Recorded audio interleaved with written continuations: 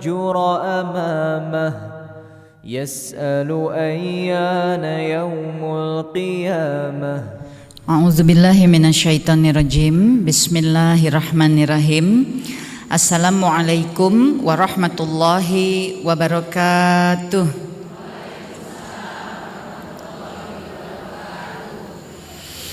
Alhamdulillahirabbil alamin wa bihi nasta'in wa ala umuri dunya waddin wassalatu wassalamu ala asrofil anbiya'i wa mursalin wa ala alihi wa sahbihi ajmain.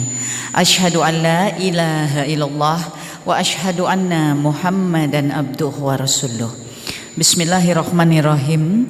Rabbis rohli sadri wa yassirli amri wahlul 'uqdatam min lisani yafqahu qawli. Amma ba'du. Shadaqallahul azim. Bismillahirrahmanirrahim. Segala puji hanya bagi Allah Ta'ala. Alhamdulillah wa syukrulillah. Masya Allah la quwata illa billah. Sesungguhnya segala puji hanya bagi Allah Ta'ala, dan sesungguhnya segala kehendak hanyalah kehendak Allah Ta'ala, dan sesungguhnya tidak ada daya dan kekuatan kecuali dengan pertolongan Allah Ta'ala. Insya Allah kalimat-kalimat zikrullah ini senantiasa mengingatkan kita sebagai manusia bahwa sesungguhnya kebutuhan kita hanyalah Allah Subhanahu wa Ta'ala. Allah lah yang lebih dulu dari segalanya. Allah lah yang paling awal dari segalanya. Allah lah yang menjadi alasan dari segalanya.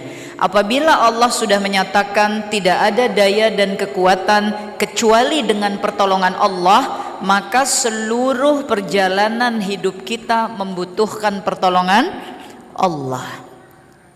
Hari ini insya Allah ukhti Bun Umi insya Allah duduk di masjid Karanganyar ini insya Allah dalam keadaan sehat walafiat. Maka sehat walafiatnya ini adalah karena pertolongan Allah. Umi dan ukhti masya Allah menutup aurat dengan sebaik-baiknya. Maka menutup auratnya Umi dan ukhti itu karena pertolongan Allah. Masya Allah, Umi ukhti datang kemari, ada yang naik motor, betul. Ada yang naik mobil, betul. Ada yang naik mobil orang alias kendaraan umum, betul. Kesemuanya karena pertolongan Allah. Maka jika hidup ini seluruhnya adalah pertolongan Allah, sebab Allah mengatakan tidak ada daya upaya kecuali dengan pertolongan Allah, maka apapun yang terjadi dalam hidup kita, kuncinya adalah husnuzan, bahwa itu pertolongan Allah. Tapi bagaimana teh, misalnya saya lagi jalan tiba-tiba naudzubillah min dzalik keserempet, kemudian saya terluka, saya celaka, apakah itu pertolongan Allah? Kita mesti husnuzan. Husnuzannya adalah apabila Allah tidak menolong kita, bisa jadi bukan cuma keserempet tapi ketabrak. Hidup mesti husnuzan, karena hidup ini seluruhnya pertolongan Allah. Bagaimana kalau kami sedang terkena bencana alam? La haula wala quwata illa billah.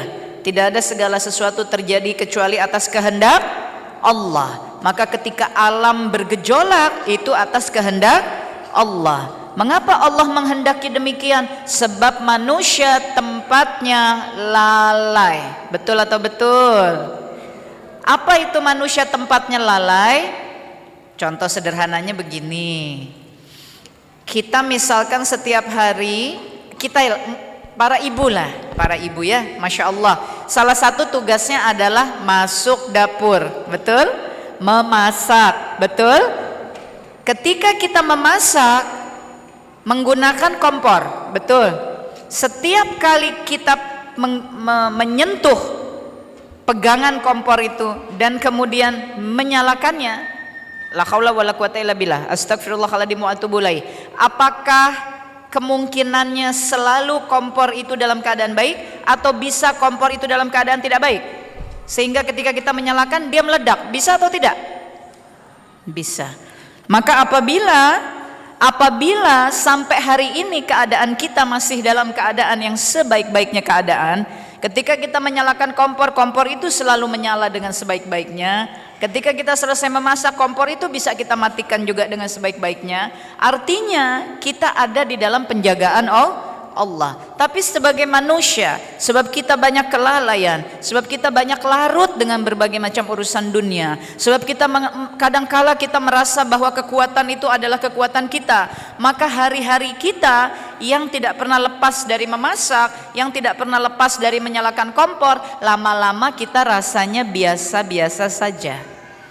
Padahal Allah katakan la quwata illa billah, tidak ada kekuatan kecuali dengan pertolongan Allah. Maka ketika kompor itu dia ada dalam keadaan baik, dia tidak menimbulkan percikan api, gasnya tidak menimbulkan kebocoran, artinya semua ada dalam pertolongan Allah. Tapi manusia, kita sebagai manusia, hari-hari kita penuh dengan kelalaian. Lama-lama karena kita merasa biasa masak, udah ngerti kompor kita, ceklak, kita rasanya kayak biasa-biasa saja. Maka ketika sekali waktu, naudzubillah min dzalik, Allah datangkan misalnya peringatan bagi kita, blub, apinya naik ke atas, nyambar sesuatu, dek, hati kita ngeri, betul. Lalu kita merasa astagfirullahaladzim, minta ampun kita sama Allah. Lalu kita merasa bahwa ya Allah selama ini dijaga sama Allah, ada ingatan kita ke sana, betul. Maka segala kejadian kesusahan, musibah, apa-apa yang kita rasa sesuatu yang merupakan ujian berat, itu sesungguhnya juga adalah pertolongan Allah, agar kita kembali lagi betul-betul mengingat Allah dalam keadaan sebenar-benarnya hati mengingat Allah. Urusan kita Masya Allah tadi naik tangga ke atas Masjid Agung Karanganyar, tangganya begitu tingginya, kita manusia banyak lalai. Kita naik tangga, naik turun tangga sebegitu tinggi, kita merasa kaki kita yang kuat, kita merasa kita udah hati-hati, kita merasa kita yang jaga diri, padahal semuanya adalah pertolongan Allah. Rasa itu sering hilang dari hati kita. Oleh karenanya, karena rasa demikian itu seringkali hilang dari hati kita, maka Allah mendatangkan peringatan agar hati kita kembali lagi ke tempatnya.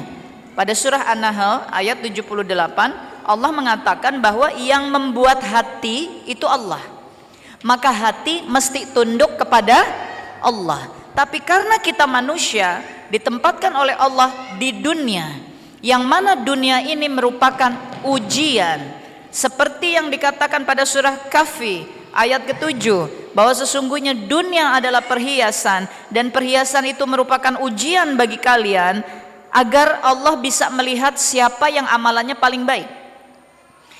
Dunia tempatnya ujian.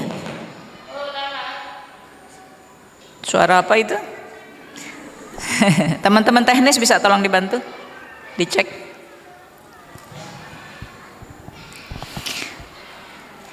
Lanjut ya, lanjut. Baik, kita lanjutkan kembali. Jadi insya Allah sekali lagi, segala apapun yang Allah datangkan kepada kita adalah pertolongan. Kita yang mesti melatih diri kita untuk husnuzan. Husnuzan itu berat. Mengapa? Sebab Allah sesuai prasangka hambanya. Apabila seorang hamba terbiasa menggerakkan pikirannya untuk berbaik sangka kepada Tuhannya, maka Tuhannya akan sesuai prasangka hamba tersebut, dan insya Allah hamba tersebut ada di dalam penjagaan Allah karena prasangkanya yang baik kepada Allah. Pertanyaan saya, setan suka apa enggak? Enggak. Maka husnuzon berat. Kitanya mesti sengaja melatih diri kita untuk husnuzon. Misalkan sudah kita terjatuh di tangga, sudah kaki kita keseleo, atau sudah kaki kita retak, kita yang mesti langsung mengatakan kepada diri kita, alhamdulillah ala kulli hal.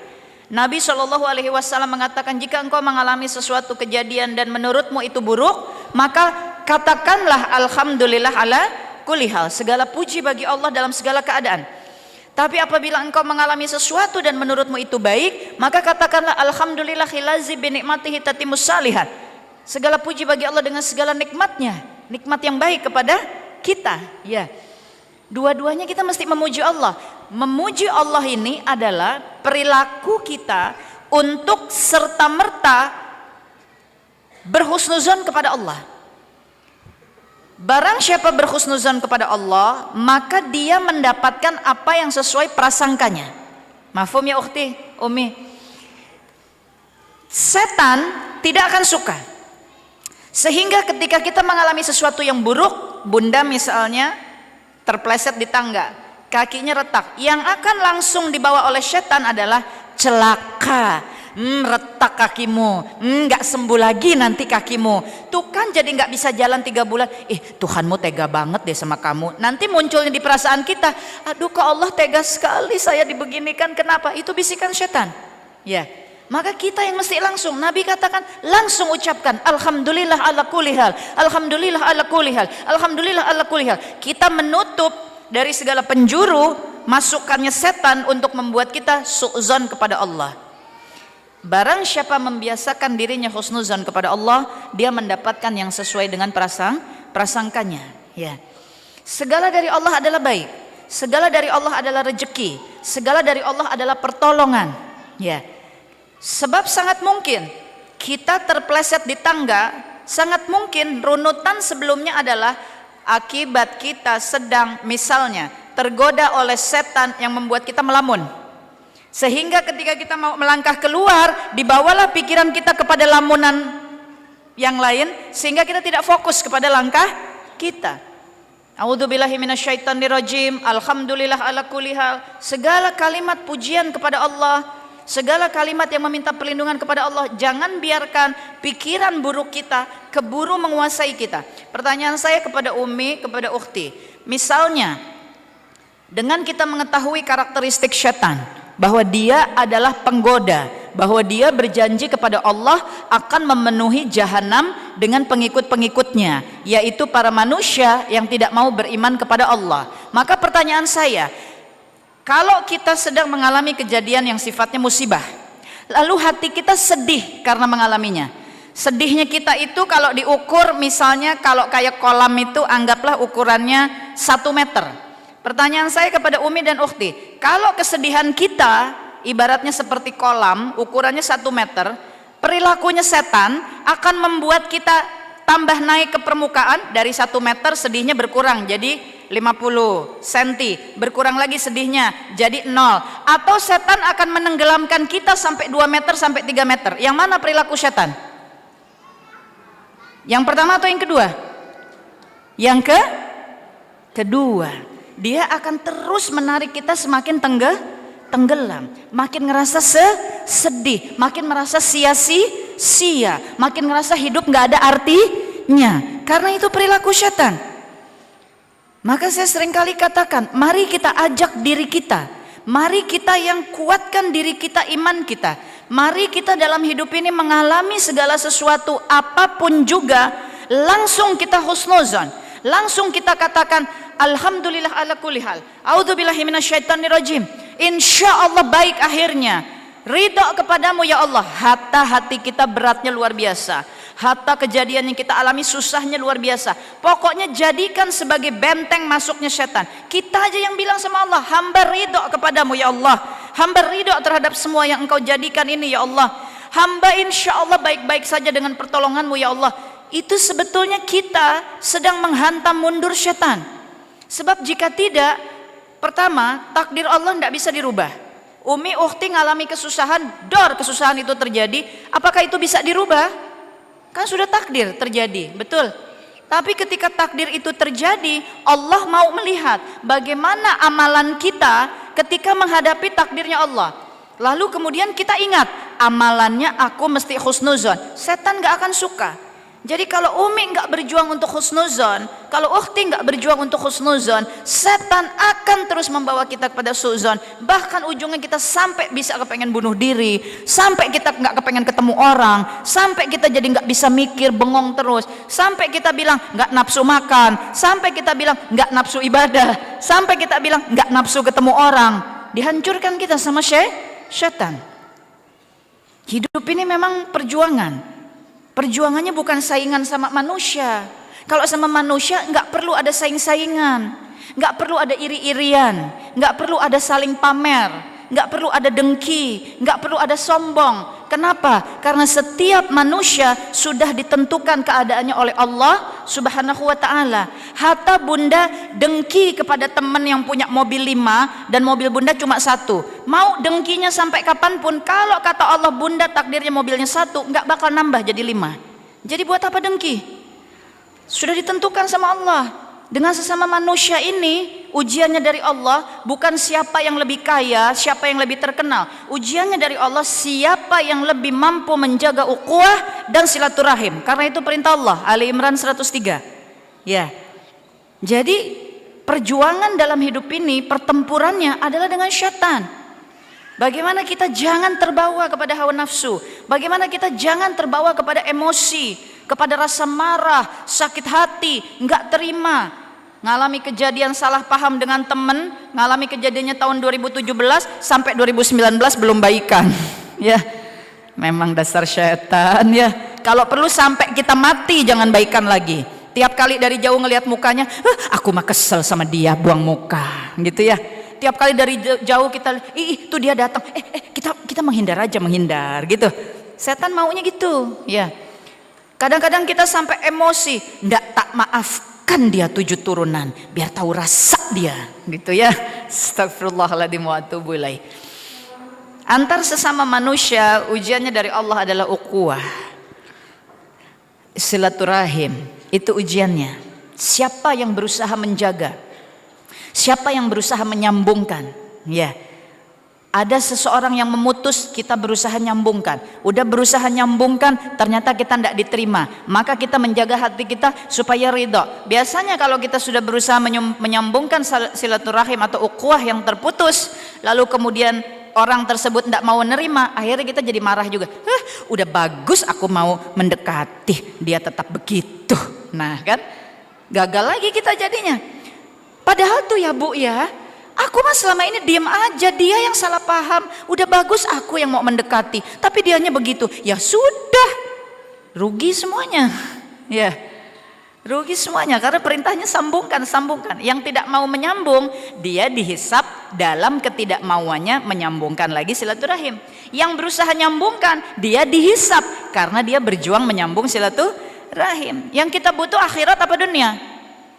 Akhirat. Dunia akan ditinggalkan di belakang.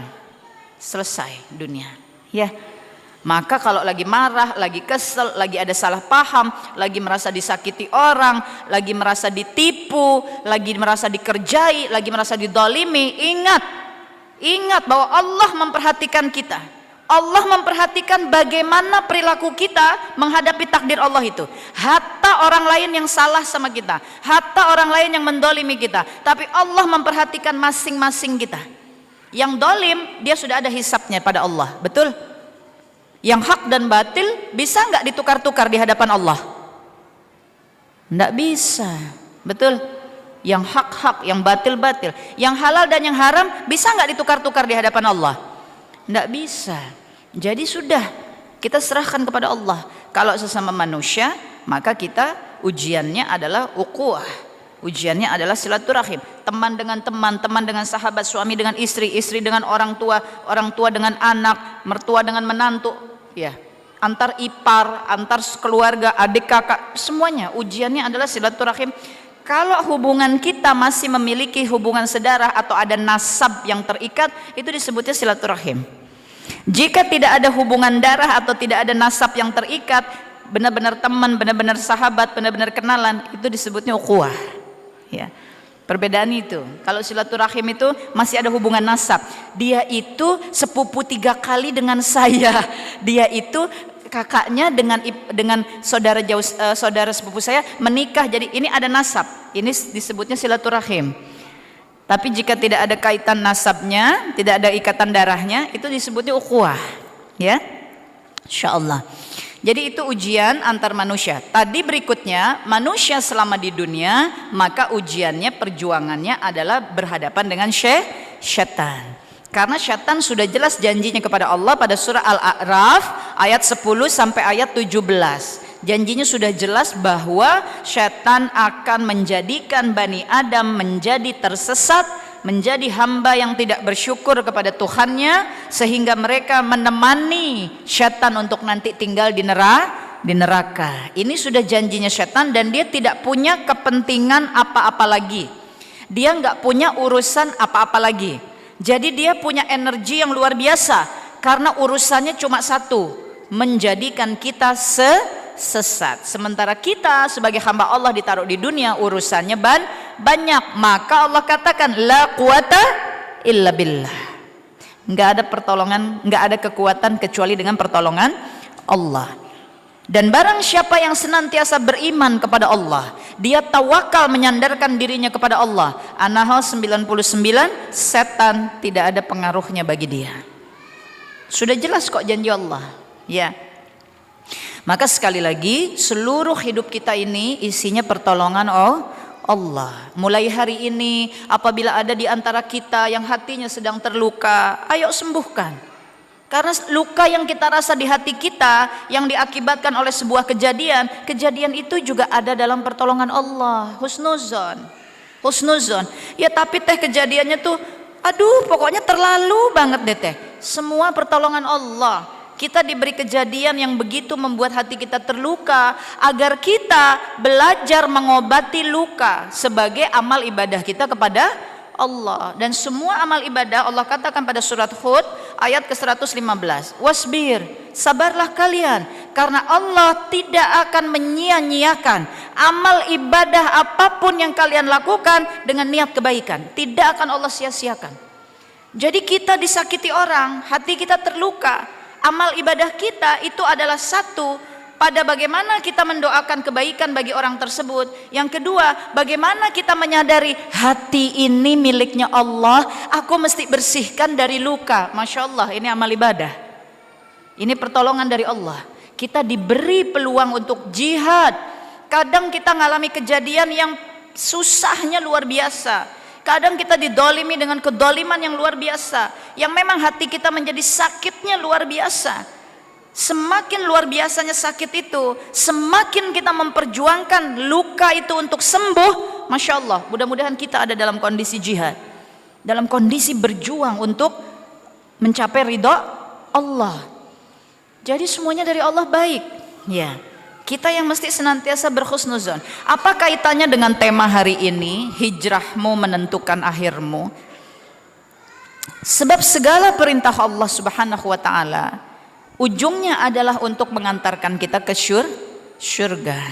Bukankah Allah banyak berjanji di dalam Al-Quran, orang-orang yang beriman, orang-orang yang bertakwa, orang-orang yang peduli kepada perintah Allah, orang-orang yang bertawakal, orang-orang yang sabar. Bukankah Allah sudah banyak berjanji di dalam Al-Quran, mereka semua itu diberi ganjaran syurga.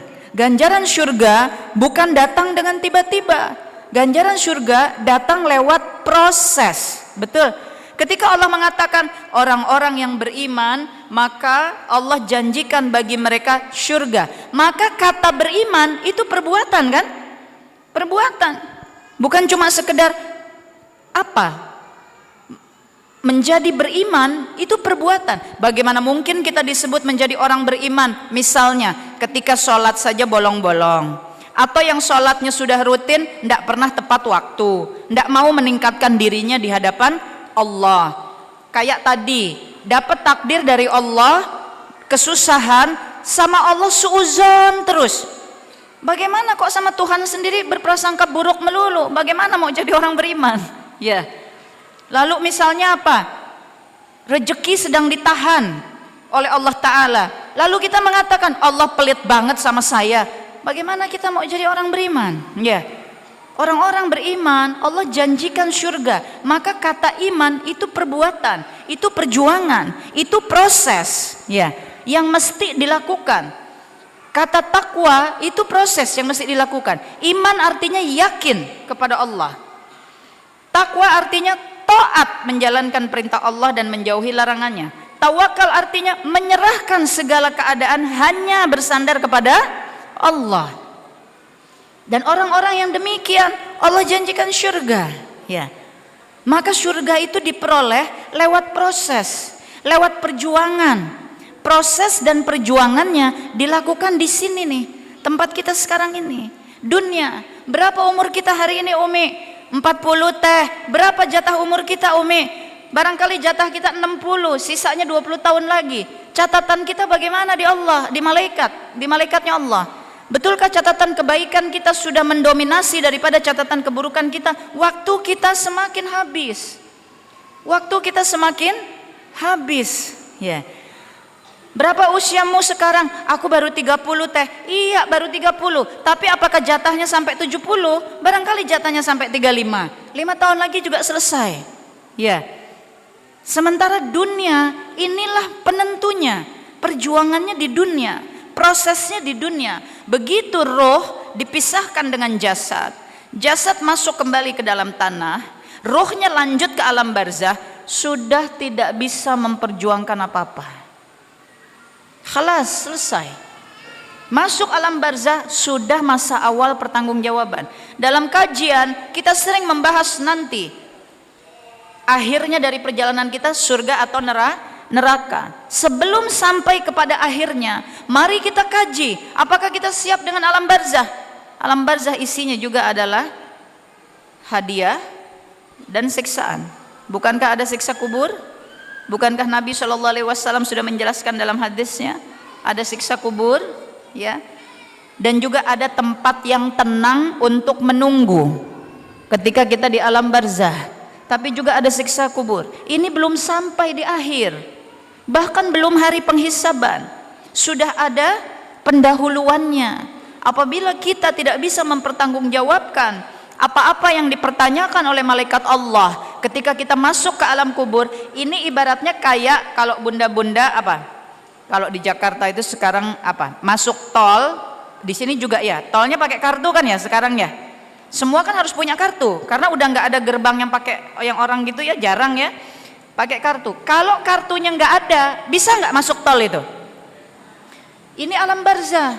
Kalau nggak bisa kita lolos dari pertanyaannya malaikat, nggak bisa kita masuk alam barzah, disisihkan kita. Oh, ini ruh nggak bisa jawab pertanyaanku, berarti waktu di dunia dia nggak berusaha, berarti waktu di dunia dia nggak berjuang, berarti waktu di dunia dia sibuk dengan urusan duniawi, dia nggak sibuk dengan urusan rohaniah. Makanya rohnya ditanya nggak bisa, sudah dihajar saja dapat hukuman. Anak kita dikasih PR, nggak dikerjakan, besoknya suruh kumpulkan, dia bilang nggak ngerjakan. Ada nggak konsekuensinya dari guru? Ada, ya, ada konsekuensinya. Ditambahin lagi, tadinya PR-nya 10 soal jadi 20, ya, ada konsekuensinya.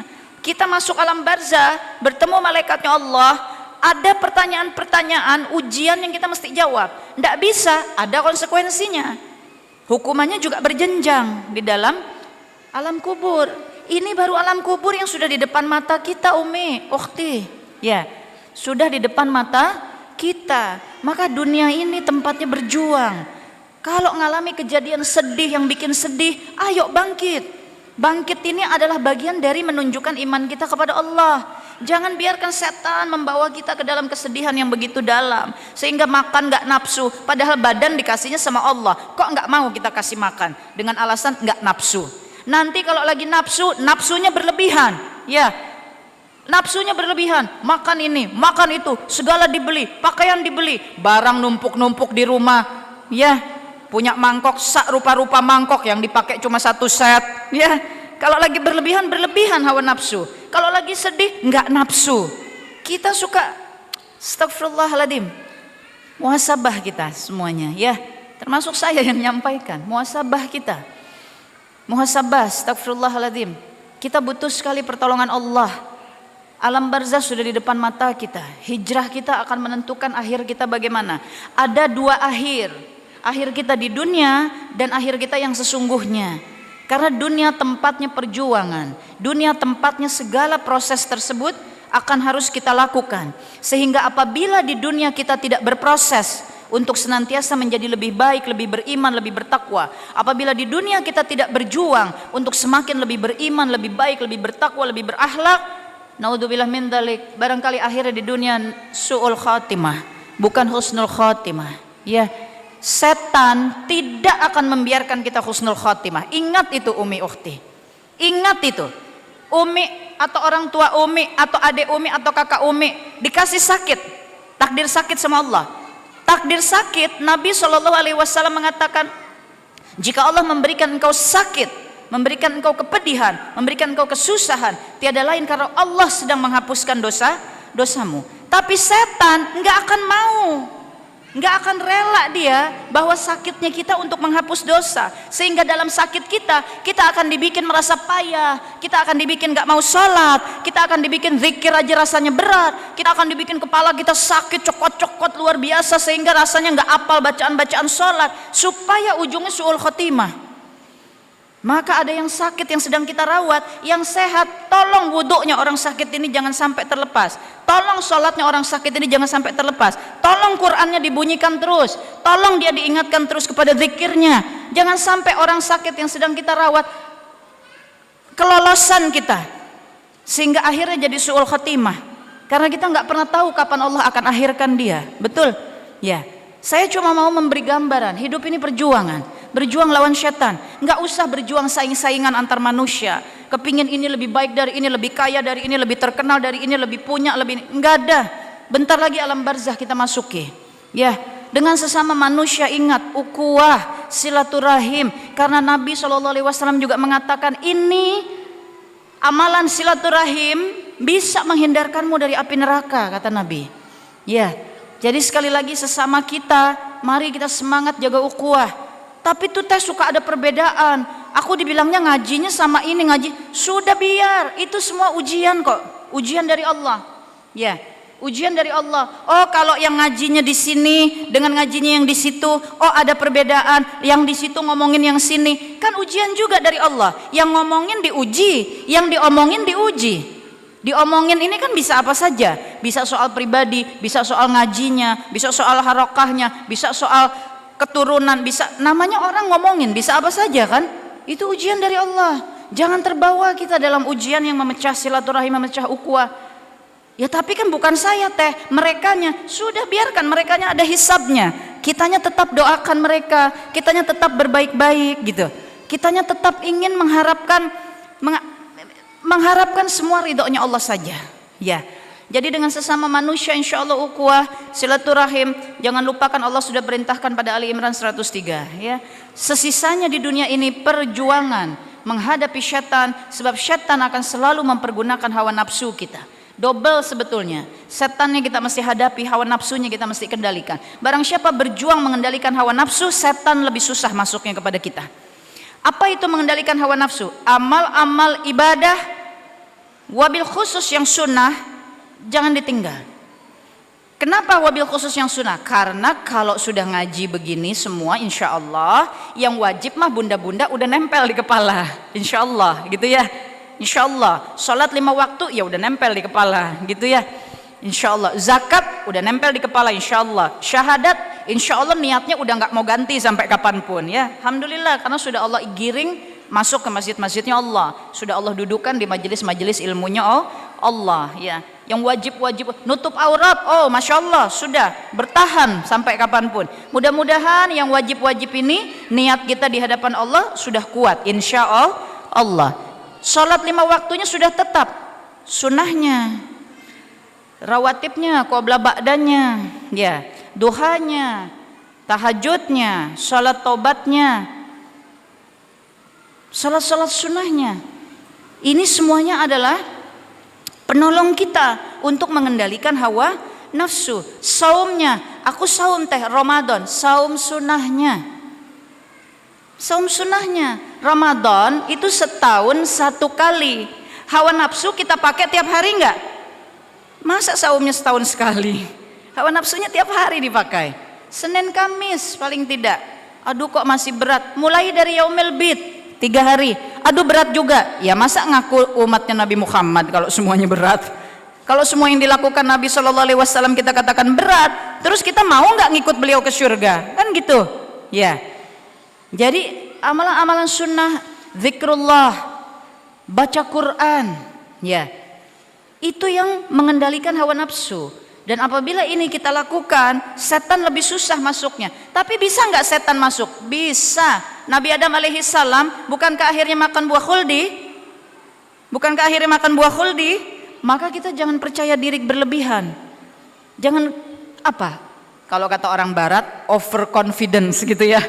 Percaya dirinya jangan berlebihan. Aku mah udah sholat, aku udah ngaji, aku udah puasa, aku mah nggak akan deh tergoda yang gitu-gitu. Nggak bisa. Nabi Adam alaihi salam makan buah khuldi. Ya, ayo waspada terus pada godaan syaitan. Berarti kita sangat mungkin terjatuh lagi dalam dosa dong teh. Sangat mungkin. Nabi Adam alaihi salam Allah jelaskan pada surat Taha ayat-ayat 100 sekian.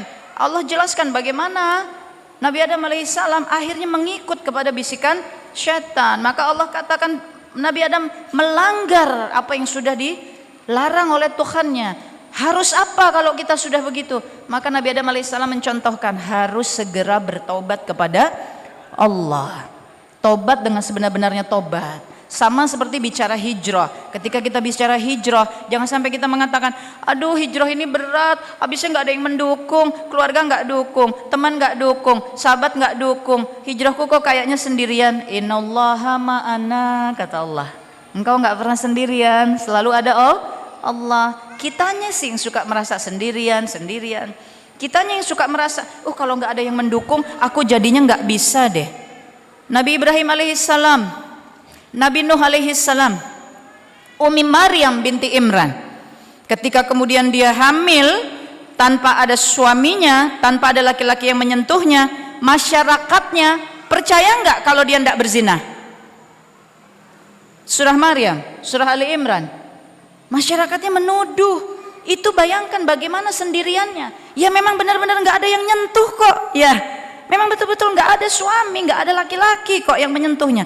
Tapi dikasih hamil sama Allah. Bayangkan susahnya menghadapi keadaan sendirian itu. Tapi apa yang dilakukan Umi Maryam binti Imran? Kembali kepada Allah. Menyerahkan semuanya kepada Allah. Dia tidak sendirian. Malaikat Jibril yang mengingatkan bahwa sesungguhnya apa yang diinginkan oleh Tuhanmu mudah saja terjadi untukmu. Ya, Masya Allah. Jangan pernah merasa sendirian dalam keadaan apapun. Mari selalu husnuzon, mari selalu lawan hawa nafsu supaya setan itu sulit mencari jalan masuk kepada kita. Kalaupun kita meledak juga, harusnya jangan marah, jangan emosi gitu ya. Ternyata emosis juga buat meledak, maka cepat-cepat bertaubat dengan sebaik-baiknya tobat. Allah mengatakan tidak ada dosa yang tidak diampuni, surah Az-Zumar ayat 53. Tobatnya yang kita mesti giatkan. Maka hari-hari kita sholat tobat jangan ditinggalkan, istighfar kita jangan lepas ya, saum, puasa sunnah ya, untuk mengendalikan hawa nafsu supaya setan gak gampang masuk kepada diri kita ya Mi ya, ukhti. Sebab sekali lagi hijrahmu menentukan akhirmu. Yang saya sebutkan tadi ini semua kan ini perjalanan hijrah. Yang saya katakan bahwa Allah menjanjikan orang beriman, orang bertakwa, orang tawakal, Allah berikan jannah. Orang yang sabar, Allah berikan jannah. Orang yang jihad, Allah berikan jannah. Ini kan semua perbuatan, bukan perkataan. Jihad itu berjuang, maka ada bergulat dalam perjuangan, menjaga niat karena Allah, menjaga syariat Allah. Allah janjikan surga. Semuanya tuh proses, semuanya tuh perjuangan. Ya memang mesti diperjuangkan. Tempat berjuangnya di mana? Di dunia. Setelah itu nggak ada lagi. Maka dunia jangan disia-siakan. Jangan dibiarkan waktu lewat begitu saja. Waktu yang lewat, astagfirullahaladzim, lewat dan gak bakal bisa kembali lagi. Catatannya surat Kaf ayat 17-18 tidak bisa dihapus kecuali Allah ridho mengampuni. Kita di dunia merasa kejadian 10 tahun lalu sudah lewat, betul? Iya. Hisabnya sudah belum? Sudah dihisab belum sama Allah? Belum. Maka hidup ini jangan gampangan. Jangan sudah lewat, sudah, hisabnya belum. Maka kita masih harus terus minta ampun sama Allah.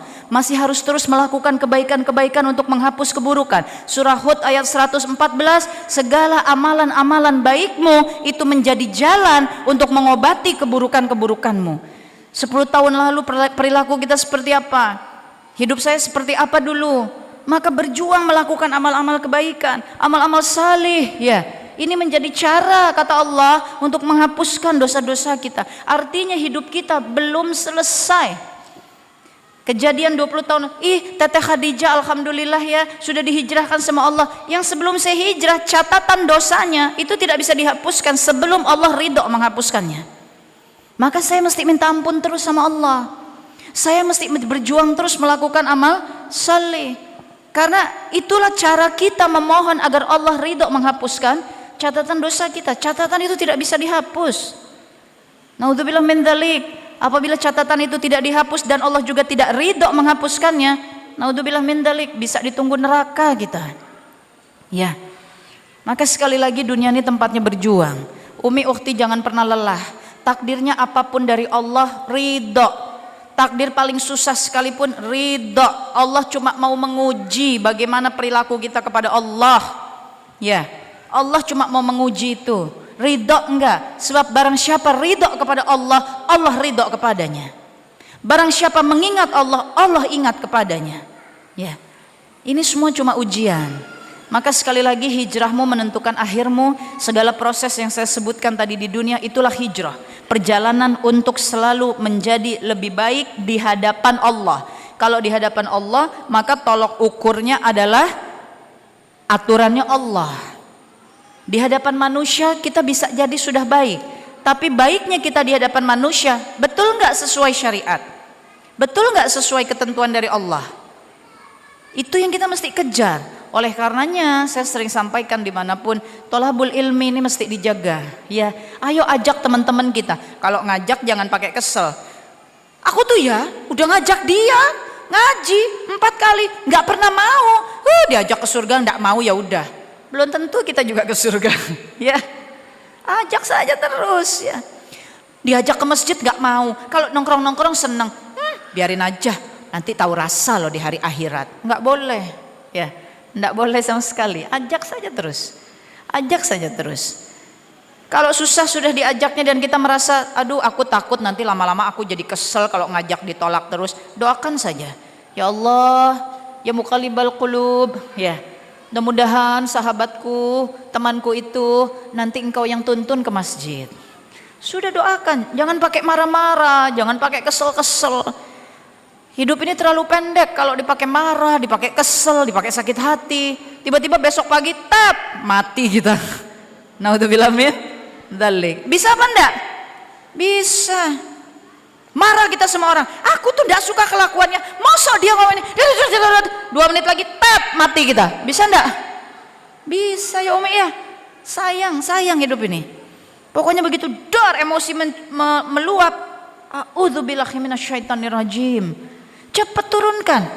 Begitu sakit hati menghujam, cepat astagfirullahaladzim, Allah hapuskan sakit hatiku, Allah hapuskan. Takut kita, takut umur kita habis dalam keadaan itu.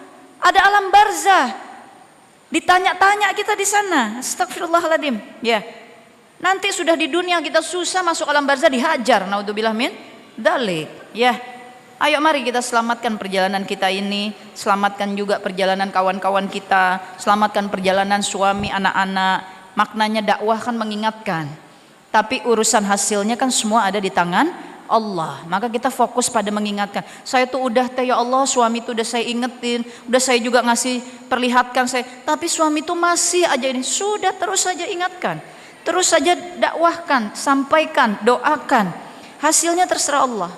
Ya, kitanya jaga baik-baik diri kita. Tapi aku tuh jadinya kadang-kadang mau ngaji tuh susah, izinnya suami tuh nggak ngerti-ngerti. Sabar. Yang penting jangan kita patah arang dari mengaji. Ya, sabar, bicara, Allah tolong untuk kebaikan, Allah tolong. Insya Allah, sekali lagi Umi ukhti, karena waktu yang terbatas, sebab insya Allah ada 2 kegiatan di masjid ini ya dalam waktu yang berdekatan, sehingga kita saling bertoleransi untuk membuat 2 acara bisa berjalan dengan baik. Saya akan sudahi dulu, kita masuk kepada sesi tanya jawab. Sekali lagi jangan pernah lupa bahwa hijrah kita menentukan akhir kita. Apa yang kita perjuangkan di dunia itu akan menentukan apakah kita meninggalkan dunia ini, kita keluar dari alam dunia dalam keadaan su'ul khatimah atau husnul khatimah.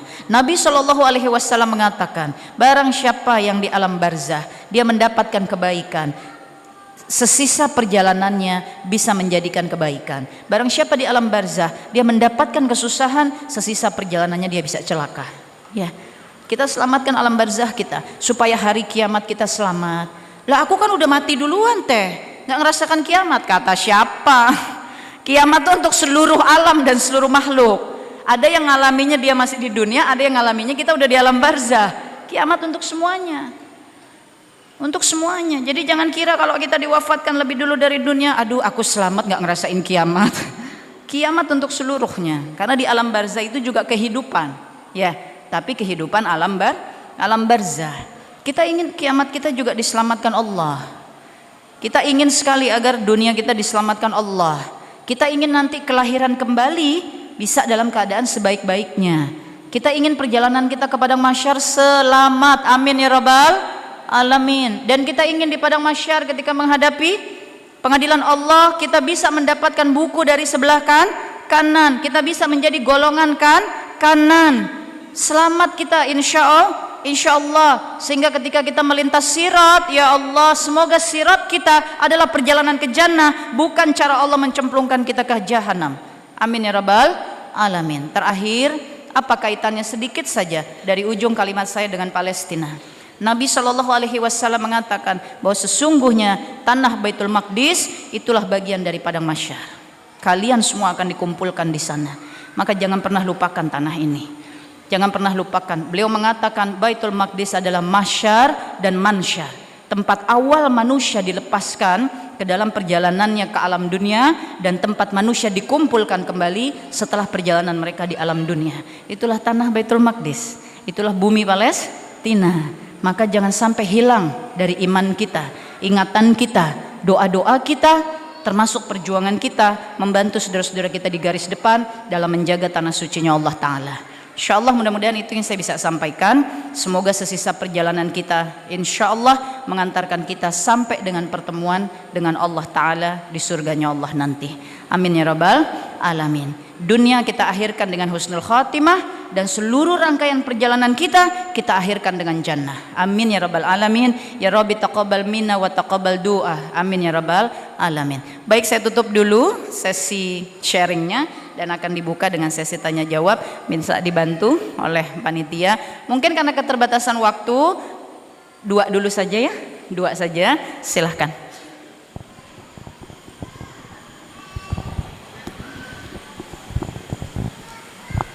Nggak bisa, mati juga, habis baterainya.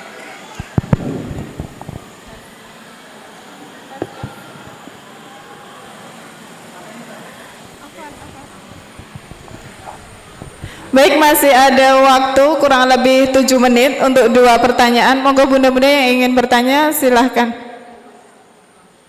Ada pertanyaan? Baik, satu-satu atau langsung jawab?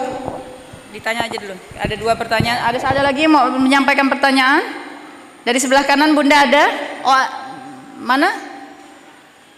Bunda kita yang di depan lebih dulu. Mic-nya ada, bisa dibantu panitia yang nggak pakai kabel. Mic nggak pakai kabelnya mati itu semua.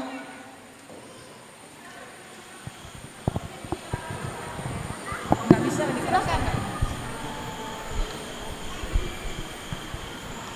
Maju ke depan aja kak. Minta maaf ya Uhti.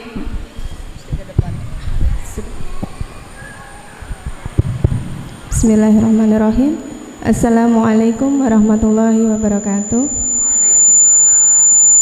Ini saya mau tanya, kiat-kiat apa untuk kita itu tetap beristiqomah dalam berhijrah? Ya, insyaallah. Mungkin hanya itu. Wassalamualaikum warahmatullahi wabarakatuh. Waalaikumsalam warahmatullahi wabarakatuh. Di sebelah kanan ada bunda kita.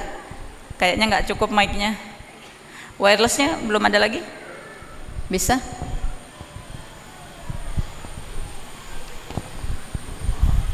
Mungkin bisa berdiri. Ada mic-nya buat beliaunya. Masya Allah, minta maaf ya Umi. Yang mana? Tadi diserahkan ke saya soalnya, maksudnya apa saya tidak ngerti. Ini silakan. Bismillahirrahmanirrahim. Assalamualaikum warahmatullahi wabarakatuh.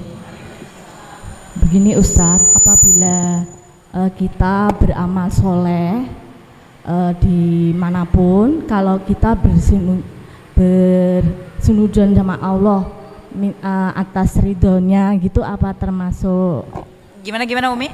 bahwa kalau kita beramal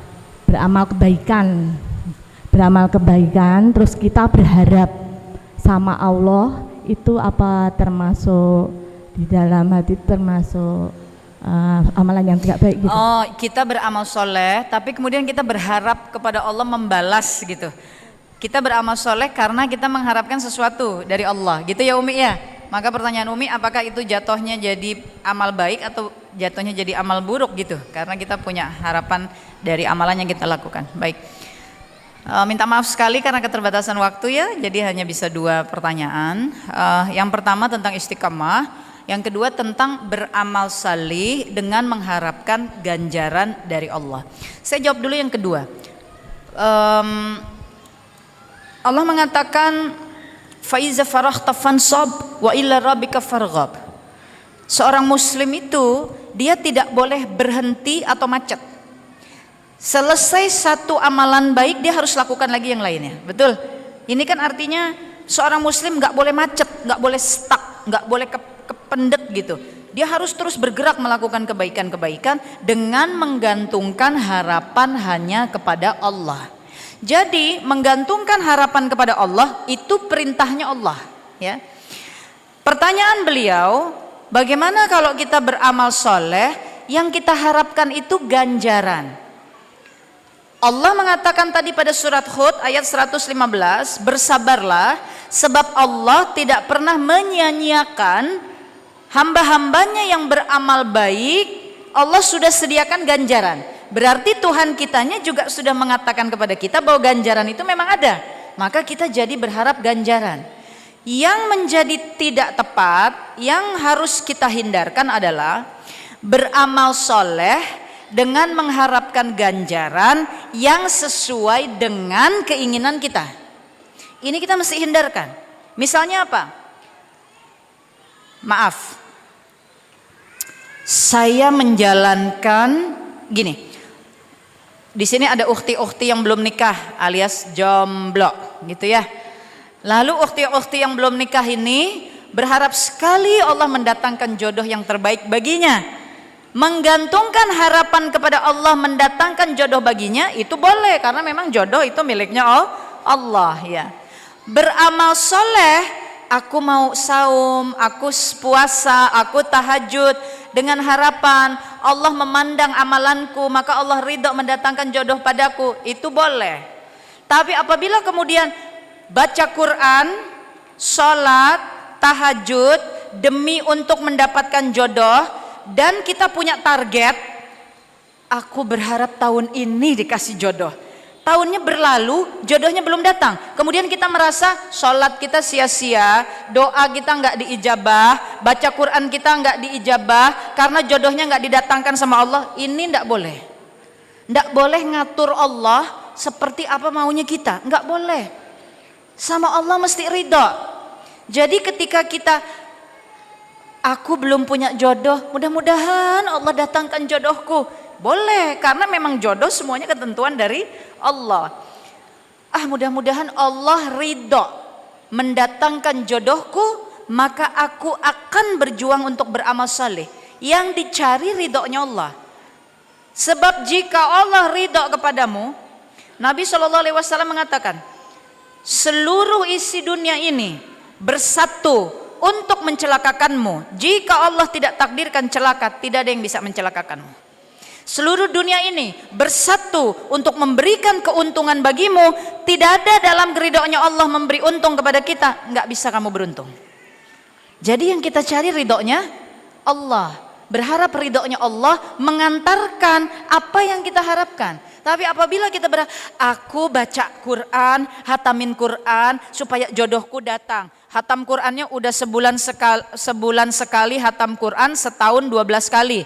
Udah 12 kali, tahunnya berlalu, jodohnya belum datang. Lalu kita bilang, percuma juga deh ya udah ngatamin Quran, tetap aja Allah nggak kasih jodoh. Ini nggak boleh, karena kita berharap ganjaran dari Allah seperti apa maunya kita. Padahal hidup ini bukan apa maunya kita. Masya Allah, betul? Masya Allah, apa itu? Kehendak Allah, bukan kehendak kita. Bunda bisa berkehendak, hari Kamis depan, tanggal 29 Agustus, Teteh Khadijah mau datang ke Masjid Jami Karanganyar. Aku mau datang Minggu lalu Bunda berkehendak. Ketika hari hanya tiba, kehendak Bunda apa kehendak Allah yang akan terjadi? Kehendak Allah.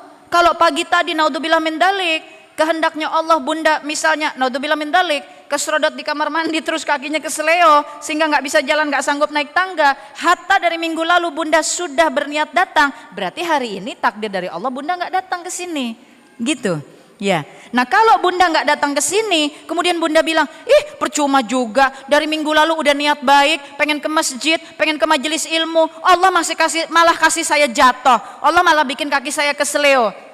Kan nggak boleh kita gitu sama Allah. Karena memang hidup ini maunya Allah, bukan maunya kita. Kita cuma bisa memancangkan niat. Begitu memancangkan niat, Nabi SAW mengatakan niat baikmu sudah diambil sama Allah, sudah diberi ganjaran. Maka minggu lalu kita berniat ke masjid, ke majelis ilmu, nggak ada sia-sia, karena sudah diganjar sama Allah niatnya. Lalu seminggu itu kita berusaha tulis di papan tulis, dikasih tanda supaya ingat, sebab kita begitu inginnya datang ke majelis ilmu, itu sudah jadi catatan amal. Begitu hari hanya, kita sudah bangun lebih awal, kita menata waktu, udah minta izin suami, itu semua sudah jadi catatan amal. Ternyata begitu keluar dari kamar mandi kita kepleset sehingga nggak bisa datang, ridho kita pada Allah, karena itu maunya Allah pada kita. Jadi kita beramal soleh, berharap kepada Allah, berharap ridhonya Allah. Jangan berharap Allah memberikan apa yang kita mau, karena hidup ini maunya Allah kepada kita, bukan maunya kita kepada Allah. Ya. Maunya Allah apa kepada kita, itu kita mesti ikuti. Mudah-mudahan jika kita ikuti saja segala alur takdir Allah ini, Allah ridho kepada kita, ujungnya kita selamat sampai di jannah. Amin ya rabbal alamin. Yang kedua tentang istiqamah, ini sebetulnya ada beberapa hal yang kita mesti amalkan untuk keistiqamahan ini. Yang paling pertama, jangan tinggalkan Al-Quran. Istiqamah itu arti kata istiqamah maknanya tegak lurus. Tegak lurus. Bukankah Allah mengirimkan Al-Quran agar hamba-hambanya bisa pindah minaz-zulumati ilan nur, dari gelap menuju cahaya, lalu dari kegelapan menuju cahaya, pindah ke jalan yang lurus yang akan mempertemukan dengan Allah. Surah Ibrahim ayat 1 ayat 2. Allah turunkan Al-Quran untuk memindahkan manusia dari kegelapan menuju cahaya agar mereka punya jalan yang lurus yang akan mempertemukan dengan Tuhannya. Maka kalau mau istiqamah, tegak lurus, senantiasa ada di jalan Allah, Al-Quran tidak bisa ditinggal, karena itu sudah rumusnya dari Allah. Bunda mau masak selat Solo, udah ada rumusnya, betul? Bumbunya, takarannya, betul? Nggak diikuti, jadi nggak selat Solonya? Nggak jadi. Dari Allah rumusnya sudah jelas, Quran. Maka Qurannya tidak boleh ditinggal. Dari mulai belajar membacanya, belajar huruf-hurufnya, merapikan tajwidnya, ikut tahsin, lebih tartil lagi membaca, menggali maknanya, duduk di majelis ilmu untuk dapat hikmahnya, berjuang mengamalkannya dalam sehari-hari, mendengarkan murotalnya, semua harus dilakukan. Kalau yang punya kendaraan masuk mobil Quran, jangan masuk mobil musik. Musik selang-seling aja sekali-kali, karena musik itu dia menghidupkan hawa nafsu. Tapi kalau Quran dia mengendalikan hawa nafsu. Jadi saya bukan bilang tidak boleh, tapi sekali-sekali gitu. Ya, Qurannya mesti lebih sering. Yang menghidupkan keimanan itu yang kita seringkan.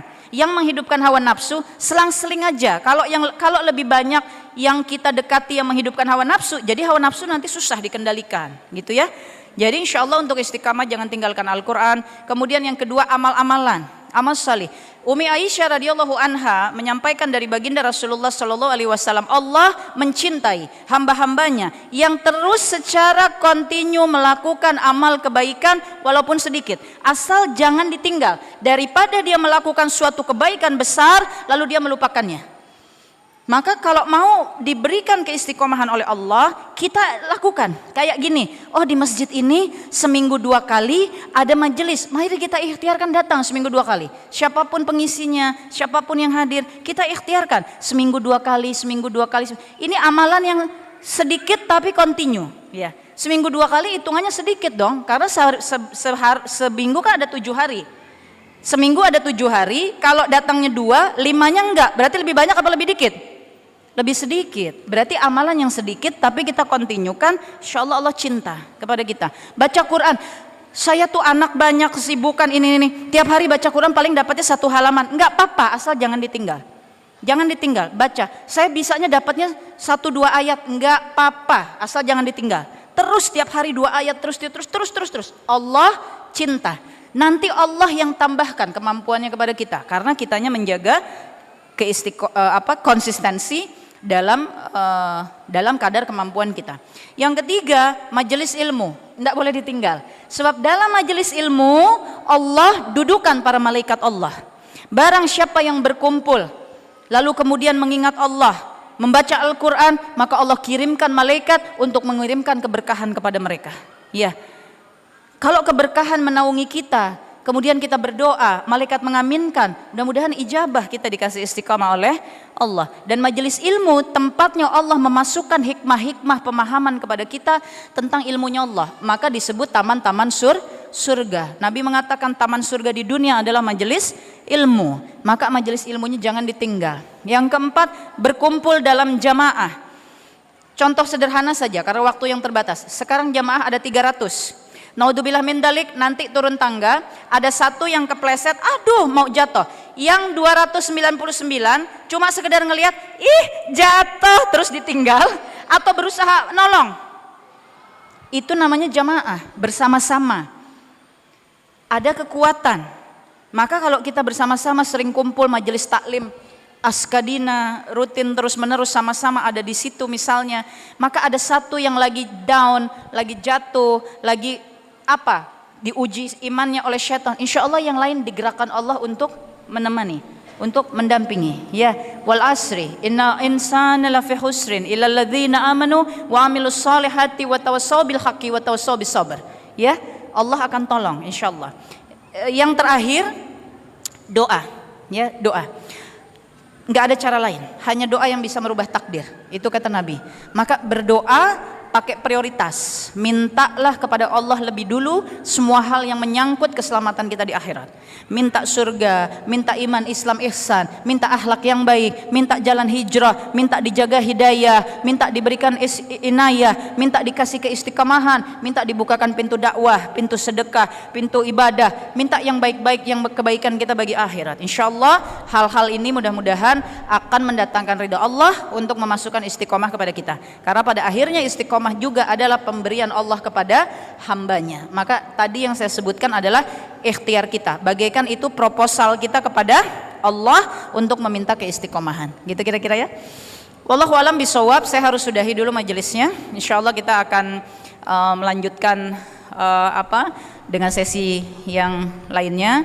Dan pada kesempatan kali ini saya juga hadir mewakili yayasan saya, Hadijati Foundation. Secara singkat saja sambil melihat gambar-gambarnya, bahwa Hadijati Foundation ini sebetulnya adalah yayasan yang baru dibentuk untuk menaungi gerakan-gerakan yang sudah saya lakukan sejak 5 tahun yang lalu.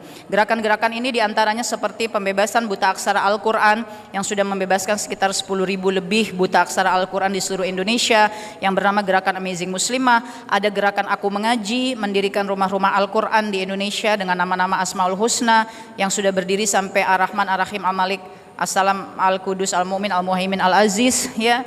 Lalu kemudian ada gerakan berbasis di Amerika Serikat, ikut serta dalam gerakan dakwah Islam di sana.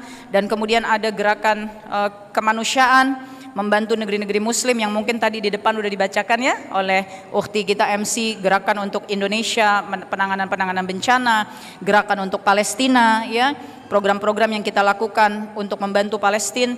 Palestina itu petanya seperti ini, sisanya hanya tinggal titik-titik kecil di peta paling ujung. Seluruh tanah Palestina sudah menjadi Israel. Yang tersisa hanya titik-titik hijau yang kecil-kecil, itu namanya tepi barat. Lalu titik-titik hijau yang paling pojok itu namanya jalur Gaza. Lalu yang tersisa lagi adalah Masjidil Aqsa, terletak di kota Baitul Maqdis atau kota Yerusalem.